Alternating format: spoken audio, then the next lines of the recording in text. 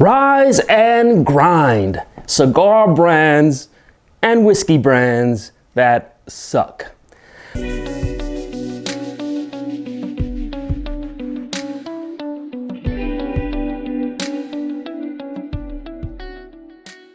With this video, what I want to do, I want to point out some cigar brands, some whiskey brands that aren't doing right by the people.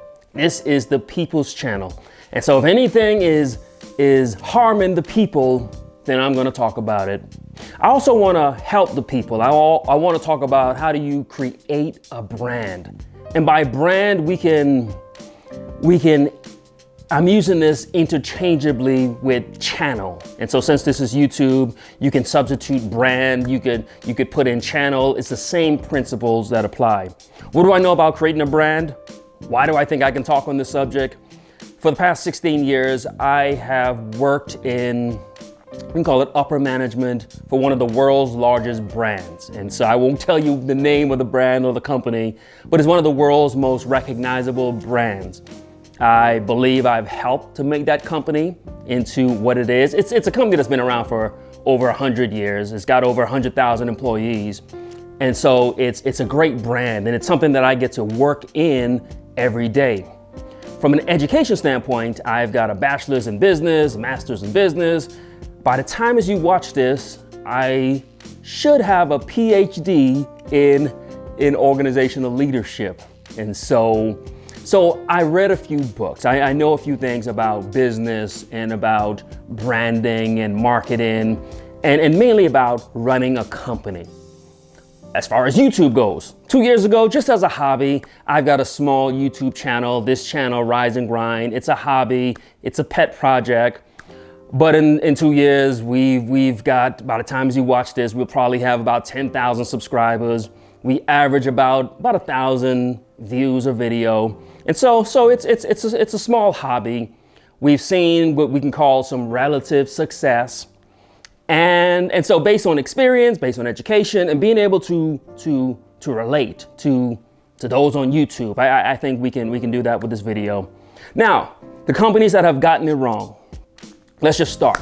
I'm gonna do this in a safe way, in a way that doesn't impact the people. Cigar companies, it's made up of people. People like me, people from the Caribbean. My father-in-law is a field worker. People who actually get their hands dirty, work in the fields. So I don't want to do anything that's going to impact them. But I do want to talk about the companies. So I respect the workers, but the companies have done some things that we got to address. First company, and I'll go with an easy one. Let's talk about Kentucky Owl. They're a company that now is out of business. They've filed for bankruptcy. Why do I start with them? Why do they suck? Their first products were 11 years. High-proof whiskey, high-proof rye, good quality. It sold for $200. Once they realized that they had the name and the reputation, they increased the price up to $300, but they lowered the age statement and they lowered the proof. And so the product now takes them less time to make, which means it costs less, and they water it down, but yet they raise the price by $100. When you do that, companies like Kentucky Owl, you, my friend, suck because you are taking advantage of the people. And I'm always going to stand up for the people. And so you, Kentucky Owl, what you have done sucks. And this is why you have gone out of business, because your practices were unethical. You price gouged. And this is why your $300 bottles just sat on shelves and nobody bought it, because you tried to take advantage of the people. Next company, Heaven Hill. Heaven Hill makes Elijah Craig. I love Elijah Craig barrel proof. I've got bottles going all the way back to 2019. Elijah Craig barrel proof has always been 12 years, high proof whiskey. And it used to cost about $60, $65. It used to be 12 years. Now, the latest batch that they put out is 10 years. They've shaved off 2 years of aging, which means the cost has gone down. And also, The proof is now the lowest proof that it's ever been. But the price has gone from about 60 to about 75, 80. And so Heaven Hill with your Elijah Craig barrel proof, your practices suck. And this is why your Elijah Craig barrel proof is now just sitting on shelves. No one's buying it. It's just sitting there. Heaven Hill, you, my friend, you right now, you suck. Next company, let's talk about a cigar company, cigar company that sucks. Let's dive into this. Cohiba. Cohiba, we all know they make the Cohiba Beheki. The Cohiba Cubans is the best. The price is just insane, but we won't get into the whole Cuban market. But the Cohiba New World has very little to do with the Cohiba Cuba, yet they charge almost the same price. The product is horrible. It is not of the same quality. It's not even the same company, it's just the same name. And because you have the name, you're trying to charge. And this is why nobody actually smokes the Cohiba New Worlds, because it's a money grab. It's not Cuban tobacco. It's not the same quality. Cohiba, you suck. Now, I want us, because this is my brand, I'm positive, I'm upbeat, I'm a good guy. I can't just hit you up with negativity, because that's just not who I am. But before I go, I got two more companies to cover. I'll leave you with a good one and then another bad one. A company that has gotten it right. A company that has done the right thing. Rabbit Air. And here's the story. I did a video about a year ago about my home cigar lounge, and I featured Rabbit Air in the video. Video has done well, probably got about 10,000 views. It's done really well. And so I had been in talks with Rabbit Air about doing a follow-on video. But then the fires happened. And so I live in Southern California. Rabbit Air is actually in Pasadena. I live very close to Pasadena. And so when the fires happened and I was impacted, we're all impacted. I went about 3 days without electricity in my home.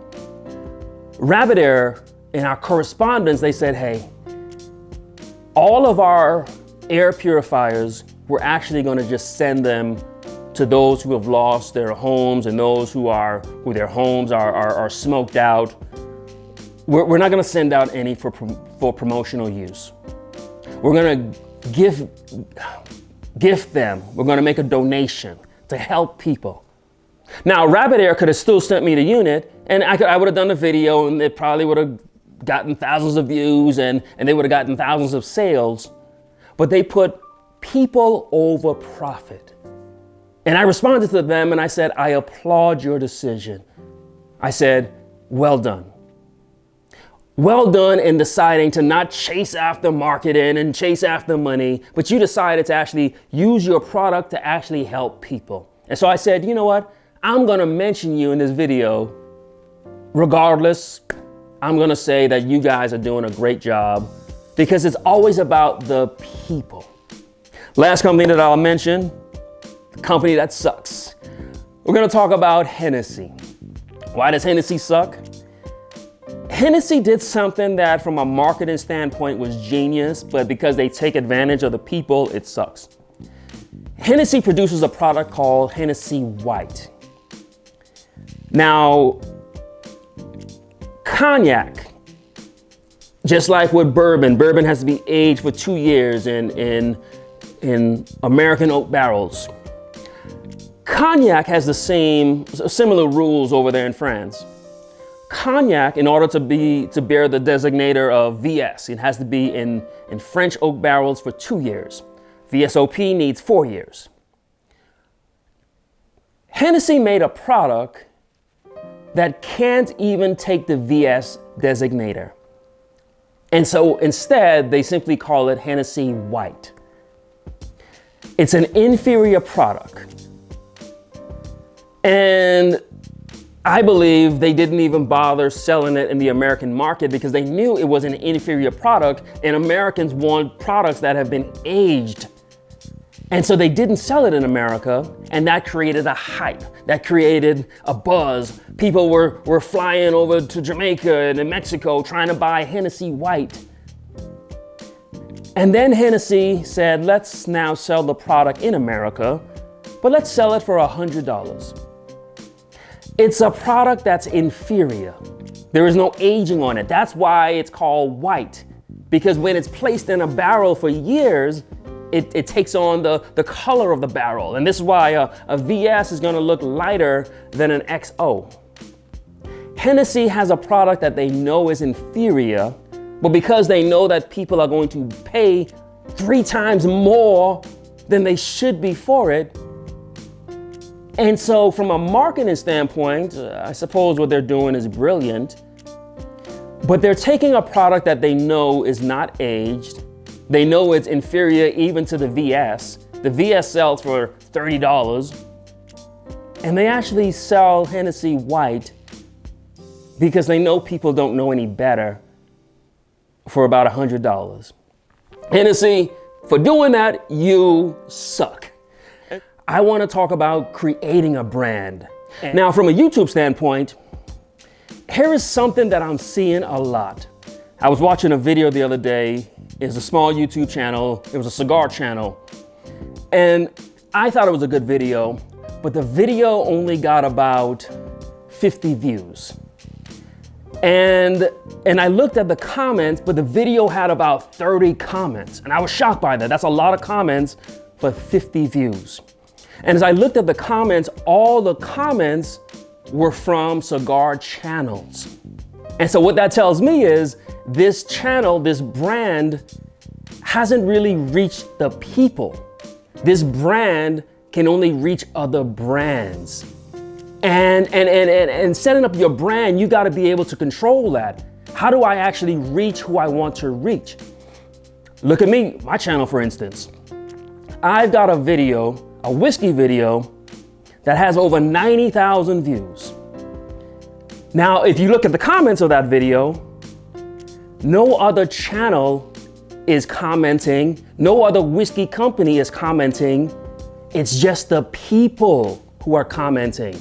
I found a way to reach the people without reaching brands or companies, but going directly to the people. Another example, and you can do this with any of my videos. Look at the comments and see who's actually commenting. My brand reaches the people, not other brands, not other companies. I've got a video that's about cigar lounge, do's and don'ts. That video's got about 30,000 views, but not a single cigar channel or company left a comment. Why? Now, there's several reasons why, but my focus, who I appeal to, who I reach, my customers, my clients, my audience, my subscribers, my followers are people. And so my brand has found a way to reach the people. And one of the things that can limit you in setting up your brand is if you don't know how to control that, if you don't know how to reach who you want to reach. And so the first thing you got to do in setting up your brand is being able to control who your brand reaches. Second thing you got to do is your brand has got to be consistent. You can't be sporadic. You've got to be a brand. It means that you are something solid, something dependable, something that people can expect. My videos, you know, every Monday, Tuesday, Thursday, you're going to get content. It doesn't even matter what happens to me. I've got such a system in place. I've got the next 40 videos already all lined up. Even if I lose my voice, you're still going to get content from me because this is a brand that is consistent. There's a system in place. I don't just wake up and decide to shoot a video, then upload. This is a real brand. It's something that I've actually put work into, and it's something that's going to happen consistently. Also, a brand has to have quality. This is me. This is my image. The lion that you see at the end of the video, that's my family's emblem. I'm not gonna put out garbage product because this is me. This is my real likeness. My members of my congregation, they're gonna see this. My employees at work, they're gonna see this. And so the quality has to be right because my brand is a brand of quality. It's a brand of excellence. Last thing that I'll say, when you create a brand, you got to look at these kind of things and you got to control the brand, control the imaging. Look at what I'm wearing. I'm always controlling, I'm always staying on brand. Why? Because this is who I am. I'm a God-fearing man. I'm a married man. I'm a consistent man. I'm a Marine. I'm a man of high ethics. I'm a man of high integrity. I am a man who, when he sets out to do something, he does it. That's my brand. This isn't a channel where I'm gonna quit after a couple of years and no, I've been working for the same company for 16 years, married to the same woman for 18 years. I am a Marine, and so this is my brand. It's a person who is solid. I've been a pastor for 10 years. I'm not wishy-washy. I don't start something and end it. My brand is something that you can bet on. It's like that lion. It's regal, it's solid, it's secure, it's stable. That's my brand. Okay, so those are some of the things that you want to do when you're building a brand. You got to know who your audience is, give them quality, consistency, and control your brand. Everything that I say to you, it's intentional because it's part of my branding. And so we wanted to do this video. We're always going to try to help the people out. That's what we're here to do. I'm always going to try to share with you some information, share with you maybe how you can make your brand a little bit better, make your channel a little bit better.